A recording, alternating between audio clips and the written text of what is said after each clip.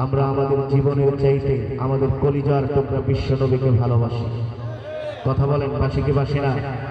আপনারা ফেসবুকে দেখেছেন বাংলাদেশের একটি কোম্পানি আরং, নাম কি এই আরং কোম্পানি একজন যুবকের মুখে দাড়ি থাকার কারণে তাকে চাকরি দেওয়া হয় না।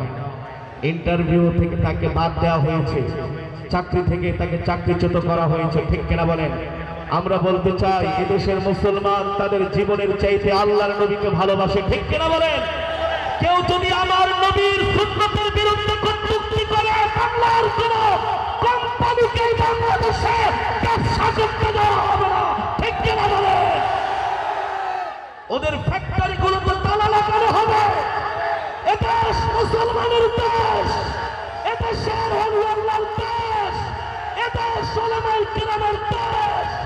এটা ভারত নয়, এটা আমেরিকা নয়, এটা রাশিয়া নয়, এটা বাংলাদেশ। ঠিক কিনা বলেন? এদেশে থাকতে হলে আল্লাহ রাসূলের সুন্নতকে সম্মান করতে হবে, মর্যাদা দিতে হবে। ঠিক কিনা বলেন? নতুবা এদেশের তাওহীদে মুসলমান কোন কোম্পানিকে এদেশে ব্যবসা করতে দিবে না। আসলে প্রত্যেকটা মানুষ 3 ঘন্টার বেশি বিনোদন নিতে পারে না, সেটা যে কোনো অনুষ্ঠান হোক, কেরাত মাহফিল, ওয়াজ মাহফিল, অন্য কোনো যে কোনো অনুষ্ঠান।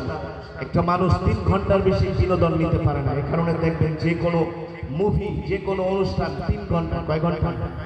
তো আপনারা সেই আসরের আগে এসেছেন, ঠিক না?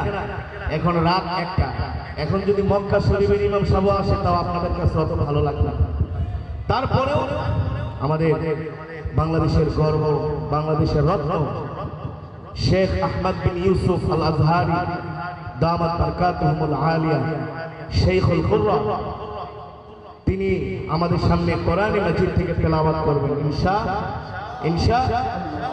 বিদেশ থেকে 1000, 1500, 2000 ডলার দিয়ে কারি সাহেব আনা হয়, অথচ আমাদের বাংলাদেশের রত্ন শেখ আহমদ বিন ইউসুফ আল আজহারি তার তেলাওয়াত শুনলে মনে হয় আমাদের পাথরের মতো হৃদয়টা মনের মতো করে যায়। ঠিক কি বলে? আজকে কোরআনের তেলাওয়াতের মাধ্যমে বাংলাদেশে গণজাগরণ শুরু হয়েছে। এখন এদেশের যুবকরা এখন আর ওই মমতাজ বেগমের ফাইটা যায়, সিরা যায়, এই সমস্ত জ্ঞানানি প্যানকানানি শুনতে চায় না।